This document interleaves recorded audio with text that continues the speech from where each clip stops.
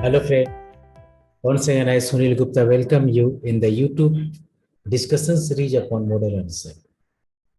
तो model answer के series में हम लोगों ने काफी क्वेश्चंस को देखा, एनालिसिस किया, उसके बारे में जाने कि what is the demand of the question, what is direction of demand.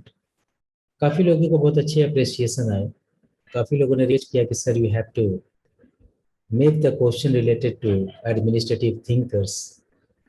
तो आज बच्चे आज एक क्वेश्चन तुम्हारे सामने रख रहे हैं and this question is upon your screen कि comment upon the following statement and this comment you have to do in 150 words. So what is called the 150 words? And comment is the separation of the procedure from the principle refer to significant distinction between the Taylorism and Fieldism. 10 marks की question है ये। तो सबसे पहले तो हम समझेंगे कि इस क्वेश्चन का अंडरस्टैंडिंग क्या है।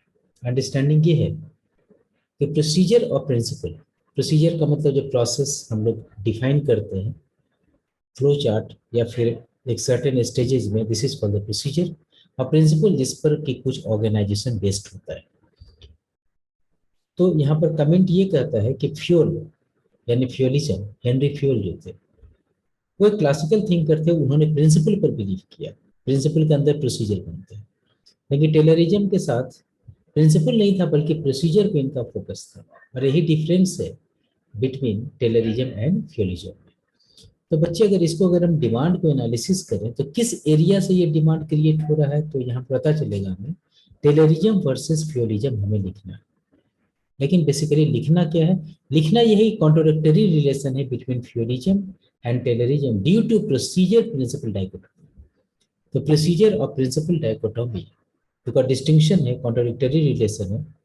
तो ये डाइकोटोमी के बीच में इनका डिफरेंशिएशन क्रिएट होता है, ये चीज हमें प्रूव करना है। तो चलो चलते हैं। सबसे पहले हम लोग इंट्रो लेंगे। टेलरिज्म को तुम लोग जानते हो कि Taylorism was based upon 4 principle: science of the work, scientifically selected workman, and mental evolution, third principle, and the fourth principle was that is division of responsibility and work between the management and worker। ये 4 principal पर Taylorism based था। Taylorism को और microscopically अगर तुम देखो तो उनके टेक्निक को समझोगे, जैसे फंक्शनल फोरमैनशिप देख लो या फिर टाइम एंड मोशन कॉन्सेप्ट देख लो, इससे ये पता चलता है कि इनका जो फोकस था ना वो वर्क सिस्टमेटाइजेशन पे था। लेकिन फ्यूल को अगर तुम देखो तो उसमें देखने को पता चलेगा कि प्रिंसिपल ऑफ मैनेजमेंट पे बेसिकली फोकस था। तो एक प्रिंसिपल को फोकस कर रहे थे, एक उसके अंदर जो प्रोसीजर होता है वर्क प्रोसीजर, उस पर फोकस कर रहे थे।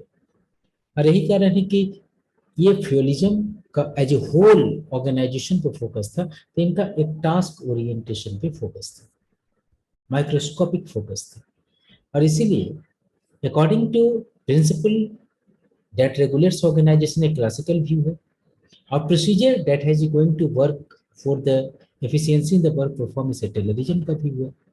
तो ये एक इंपॉर्टेंट एरिया तुम लिख सकते हो, बिकॉज स्टेटमेंट ये एनालाइज करते हैं वाल्डो, तो वाल्डो का रेफरेंस देके ये स्टेटमेंट इंट्रोडक्टरी का पार्ट बन जाता है, राइट।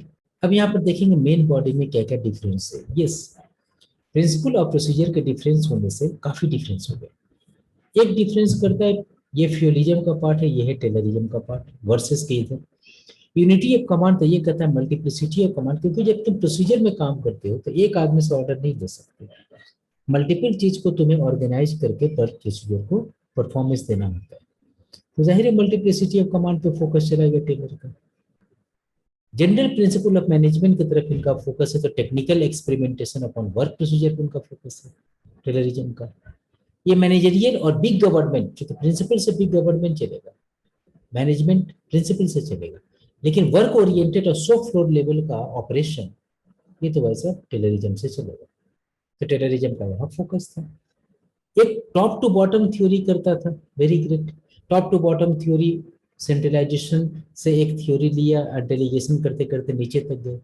लेकिन यहाँ पर बॉटम अप थ्योरी होता है जो कि ऑपरेशन से स्ट्रेटजी की तरफ में लीड करता है, right. One is called the administrative side of the work, but another important is said to be the technical side of the work.